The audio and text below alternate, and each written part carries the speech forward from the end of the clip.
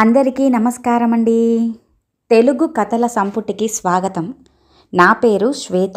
ఈరోజు మనం చెప్పుకోబోయే కథ కొడుకు కోడలు వేరు కాపురం పెట్టబోతున్నారు అని తెలిసిన దగ్గర నుంచి ఆ మామగారి మనసులో లేదు.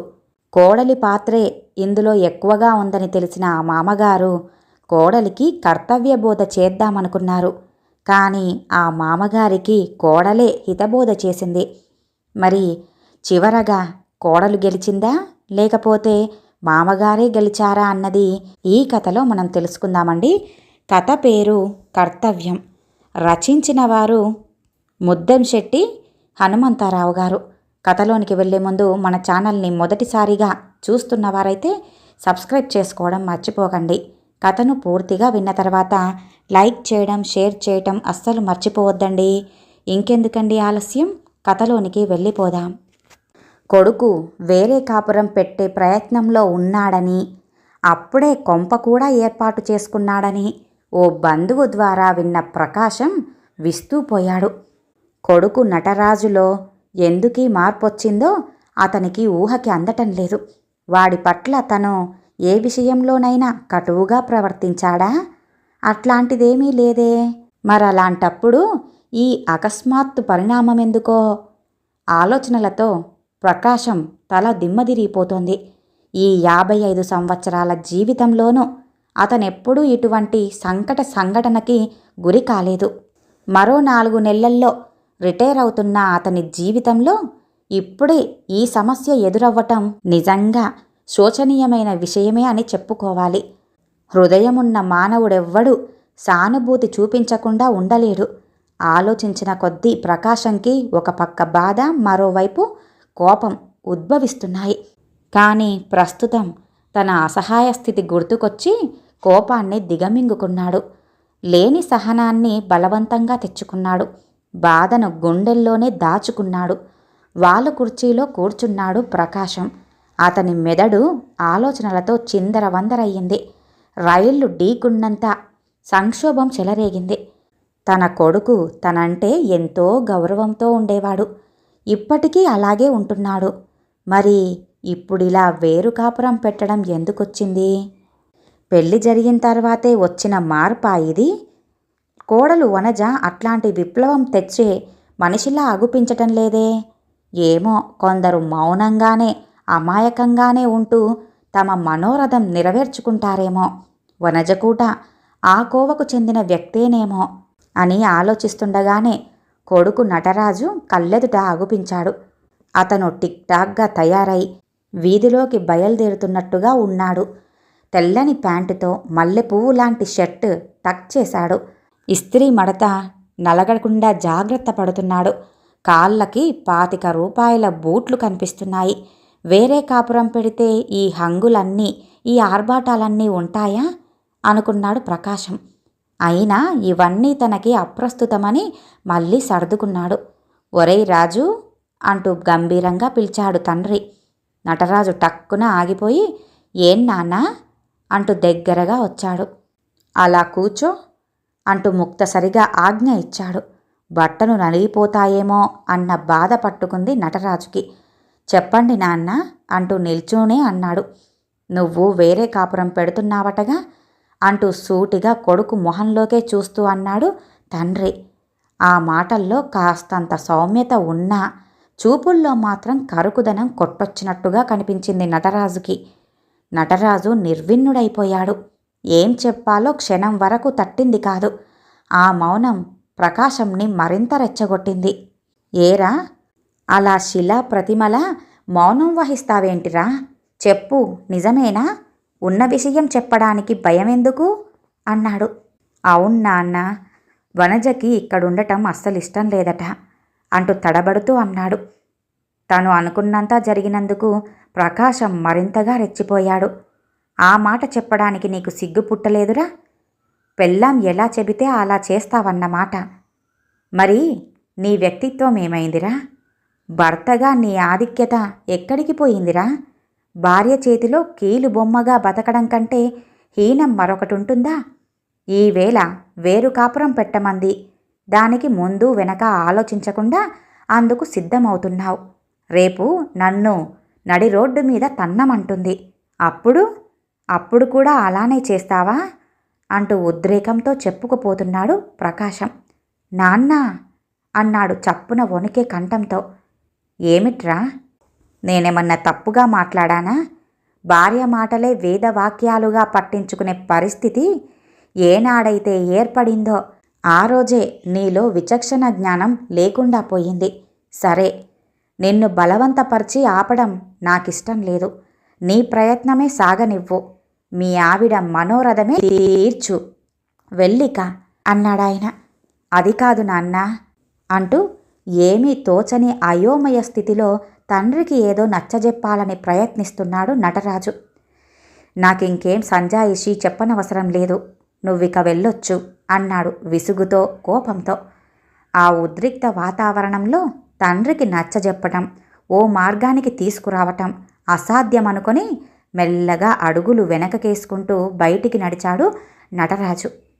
ప్రకాశం గుండెల్లో రేగిన మంటలు ప్రజ్వలిస్తున్నాయి. ఇప్పుడేం చెయ్యటమా అని ఆలోచిస్తున్నాడు. వనజను నిలదీసి అడిగితే వెళ్ళాలని నిశ్చయించుకున్నవారు ఎలాగూ వెళ్ళిపోతారు. కానీ తన అక్కసు తీరినట్టుగా గుణపాఠం చెప్పి పంపిస్తే అవును, తప్పకుండా చెప్పాలి అనుకున్నాడు. ఏమమ్మా వనజ అంటూ ఇంటి లోపలికి కేక వేశాడు. మెల్లగానే కేక వేశానని తను అనుకున్నాడు గాని కర్కశంగానే ఉంది ఆ గొంతు. వనజ ఆతృతగా వచ్చింది. ఏం మామయ్య గారు అంది సవినయంగా. ఇలా కూర్చో అన్నాడు గంభీరంగా. వనజ ముఖం వివర్ణమయ్యింది. తననెన్నడూ ఇలా పిలిచి మాట్లాడని మామగారు ఏం ప్రస్తావించదలుచుకున్నారో ఆమెకు అర్థం కావటం లేదు. పక్కన్నే ఉన్న ఒక స్టూలు మీద కూర్చుండిపోయింది. ప్రకాశం లేని శాంతిని, సహనాన్ని పుంజుకున్నాడు. ఈ ఇంట్లో నీకు జరుగుతున్న అన్యాయం ఏంటమ్మా అంటూ అతని మొదటి ప్రశ్న చాలా సౌమ్యంగానే అడిగాడు. అన్యాయమా అంటూ విస్తూపోయింది వనజ. కాదు మరి, తలా తోకా లేకుండా ఆ విధంగా ప్రశ్నిస్తే ఎవ్వరికైనా ఆశ్చర్యమే కలుగుతుందిగా. అలాగే కోడలు కూడా ఆశ్చర్యపోయింది.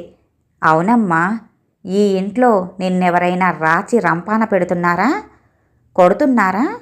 అనరాని మాటలేమైనా అంటున్నారా అన్నాడు. మీరు ఏమంటున్నారో నాకు అర్థం కావట్లేదు మామయ్య గారు అంటూ బిత్తరపోయింది వనజ. అర్థం కాలేదు? అర్థం కాకుండానే వేరే కాపురం పెట్టాలని నీ భర్తను పురమాయించావా అంటూ కాస్త కటువుగానే అన్నాడు ప్రకాశం.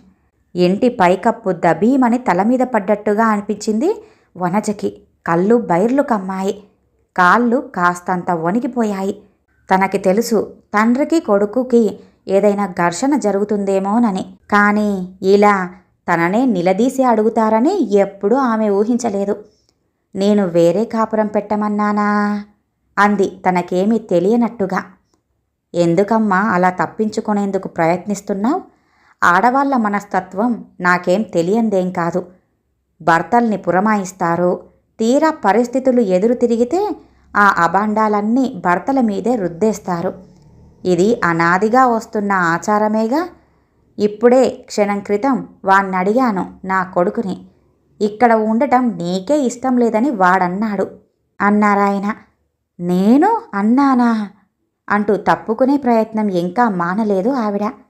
అయ్యుండాలి. పెళ్లి కానంత వరకు అననివాడు ఈరోజు ఆ తలంపుతో ఉన్నాడంటే ఈ బుద్ధి వాడంతట వాడికే పుట్టి ఉండదని ఏ తెలివిహీనుడికైనా తెలిసిపోతుందమ్మా అన్నాడాయన. అయితే నేనే పురమాయించానంటారు అంతేనా అంటూ కోపంగా అంది కోడలు. కోపం వద్దమ్మా, మీ మార్గానికి ఎవ్వరూ అడ్డురారు. కానీ మా బాధ మీకు కూడా తెలియాలి. అది తెలుసుకోవాలి. కానీ పెంచి పెద్దవాణ్ణి చేసి ఉద్యోగం చేయించి ఒక ఇంటివాణ్ణి చేశాము. వాణ్ణింత అభివృద్ధిలోకి తీసుకురావటానికి మేమెన్నెన్ని అవస్థలు పడ్డామో ఈ లోకానికే తెలుసు. ఎందుకు అవస్థలు పడ్డాం? కొడుకులు ప్రయోజకులైతే తల్లిదండ్రులకు ఆనందం ఎందుకుంటుంది? వార్ధక్యంలో తమను ఆదుకుంటాడని. అంతే కదా. మరి పుత్ర సంతానం కావాలని ప్రతి వాళ్ళు ఎందుకు ఉవ్విళ్ళూరుతారు? ఎందుకు ఆరాటపడుతుంటారు? 1000 దేవుళ్లకు మొక్కుతారు. ఎందుకు? పున్నామ నరకం నుంచి తప్పిస్తాడనా? వంశాన్ని ఉద్ధరిస్తాడనా?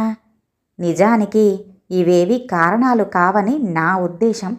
కేవలం తమని వృద్ధాప్యంలో ఆదుకుంటాడని. ఆ ఆశలే మాకు ఉన్నాయి ఓ తల్లిదండ్రులుగా. మీరిప్పుడు వేరు కాపురం పెడితే ఇక మా గతి ఏం కావాలి? మేము ఎవరి నీడన బతకాలి? అంటే నా ఉద్దేశం బతకలేమని కాదమ్మా, ఆనందంగా బ్రతకలేమని. గంపెడు దుఃఖాన్ని గుండెల్లో ఇముడ్చుకొని బ్రతకాలి. మాకు ఏ కష్టమొచ్చినా ఆదుకునే వాళ్ళు ఎవరుంటారు? అది ఒక బ్రతుకేనా? ఈనాడు నువ్వు ఈ ఇంట్లో అడుగుపెట్టి మా అనుబంధాన్ని తెంచి మా ఆశలన్నీ ఆకాశ హర్మ్యాలుగా చెయ్యటం బాగుండదేమోనమ్మా, ఒక్కసారి ఆలోచించు అంటూ ఉపన్యసించే ధోరణిలో అన్నాడు ప్రకాశం. అంతవరకు సహనంతో ఉండి తనపై వాదు రాకుండా తప్పించుకోవాలని ప్రయత్నించిన వనజకి కాస్తంత కోపం, పౌరుషం వచ్చాయి. మీ స్వార్థం కోసం ఆయన్ని వృద్ధిలోకి తెచ్చాననటం ఏమీ భవ్యంగా లేదు మామగారు. పిల్లల్ని పోషించటం, వృద్ధిలోకి తీసుకురావటం తల్లిదండ్రులుగా మీ విధి. మీరా కర్తవ్యాన్ని నిర్వర్తించారు అందావిడ. నీ మనస్తత్వం ఇప్పుడు అర్థమైందమ్మా నాకు. నువ్వన్నట్టుగా అది నా కర్తవ్యమే. మన పూర్వీకులు కొన్ని నియమాలు పాటించారు. అవే మనము కూడా పాటించుకుంటూ వస్తున్నాం. తల్లిదండ్రుల్ని ఆదుకోవలసిన బాధ్యత కొడుకులపై ఉందన్న విషయం కూడా అందులో ఒకటి అన్నాడు ఆయన. అవన్నీ ఏం కాదండి, అది స్వకల్పితం. అట్లాంటిదెక్కడా లేదు అంది కోడలు. ప్రకాశానికి ఆమె మాటలతో ఒళ్ళు మండిపోయింది. కోడలిపై కోపం కట్టలు తెగి ప్రవహించింది. తెలివిగా మాట్లాడుతున్నావని అనుకోకమ్మా. ఆ మాటకొస్తే అన్నీ స్వకల్పితాలే. ఎవరి దగ్గరకొస్తే వారికే తెలుస్తుంది బాధ, పక్కన వారికి తెలియదుగా. అలాగే నేను చెప్పింది ఒక్కసారిగా ఆలోచించమ్మా. కాలక్రమంలో మరో అమ్మాయి వలలో పడి నీకు నీవాడు దూరమైపోతే అప్పుడు నువ్వేమంటావు? ఎంతగా బాధపడతావు? నీ హక్కుల కోసం ఎంతగా పెనుగులాడుతావు? వాణ్ణి నీ దరికి రప్పించుకునేందుకు ఎన్నెన్ని ప్రయత్నాలు చేస్తావు? ఎంతమంది పెద్దల్ని ఆశ్రయిస్తావు? నీ అవస్థ చూసి మేమంతా సంతోషిస్తామా? లేదు కదా. మా విధిని మేం నిర్వర్తిస్తాం. పెద్దవాళ్ళుగా మిమ్మల్ని కలపడానికి ప్రయత్నిస్తాం. వాడినే 4 చివాట్లు పెట్టి ఓ మార్గానికి తెస్తాం. మీ కాపురాన్ని నిలబెడతాం. అంతేగాని మాకెందుకని మౌనంగా ఊరుకోమే. ఇలాంటివన్నీ మన పూర్వీకులు నిర్ణయించారమ్మా. కొన్ని నియమాలు, అవి మనం ఖచ్చితంగా పాటించాల్సిందే అన్నాడు మళ్ళీ ప్రకాశం. వనజ మాట్లాడలేకపోయింది. తను వేరు కాపురం పెడితే మామగారు చెప్పినట్టుగానే తన శ్రీవారు మరో వనిత వలలో పడిపోతే, తనని దూరం చేస్తే తన గతి ఏమవుతుంది? అప్పుడు తనని ఆదుకునే వాళ్ళెవ్వరు? ఈ అత్తామామగారేగా. ఆదుకుంటారా? లేక ప్రతీకార వాంఛతో కొడుకునే పరోక్షంగా ప్రోత్సహిస్తారా? ఏమో, ఎప్పటికి ఎవరు ఎలా మారతారో ఏంటో. నిజంగానే భయపడిపోతూ అదంతా జరిగినట్టుగానే ఆలోచించింది వనజ. ఆమె ఒళ్ళంతా స్వేదంతో నిండిపోయింది. శాశ్వతం కాని స్వేచ్ఛ, సరదాలను ఆశించి వేరే కాపురం కోసం ప్రోత్సహించటం తన తెలివి తక్కువ పని అనుకుంది. నేను చెప్పదలుచుకుంది చెప్పానమ్మా, ఇక నువ్వే ఆలోచించు. ఇక వెళ్ళు తల్లి అన్నాడాయన. నీ మనస్తత్వం తెలుసుకునేందుకే ఇలా అడిగానమ్మా. మరి నువ్వేమనుకోకు. మీరు యథేచ్ఛగా వేరే కాపురం పెట్టొచ్చు, నాకేం అభ్యంతరం లేదు. మా ఆశీస్సులు మీకెప్పుడూ ఉంటాయి అంటూ అన్నాడు బొంగురు గొంతుతో. వనజకి నోట మాట రాలేదు. ఆమె కళ్ళెమ్మట కళ్ళనీళ్లు పర్యంతమయ్యాయి. చరచర లోపలికి వెళ్ళిపోయింది. 2 రోజులు గడిచాయి. ప్రకాశంకి తెలిసింది, కొడుకు ఏర్పాటు చేసుకున్న ఇంట్లో వేరెవరో అద్దెకు దిగినట్టుగా. తన కొడుకు కోడలు వేరు కాపురం పెట్టడం లేదని తెలుసుకొని కోడలిలో మార్పొచ్చినందుకు లోలోన సంతోషంతో నవ్వుకున్నాడు ప్రకాశం. ఈ కథ ఇంతటితో సమాప్తమండి. విన్నారుగా. వేరు కాపురం పెట్టాలనుకుంటున్న కొడుకు కోడలికి అతను ఎలా గుణపాఠం చెప్పాడో. ఈ కథ కనుక మీకు నచ్చినట్లయితే లైక్ చేయండి, షేర్ చేయండి, అలాగే సబ్స్క్రైబ్ చేసుకొని మన ఛానల్ని ఎంకరేజ్ చేయండి. మీ యొక్క విలువైన అభిప్రాయాలను కామెంట్ రూపంలో తెలియజేయండి. ఇంత మంచి కథను మనకు అందజేసిన ముద్దంశెట్టి హనుమంతరావు గారికి ధన్యవాదాలు తెలియజేసుకుంటున్నానండి. మరొక మంచి కథతో మళ్ళీ కలుద్దామండి. నమస్కారం.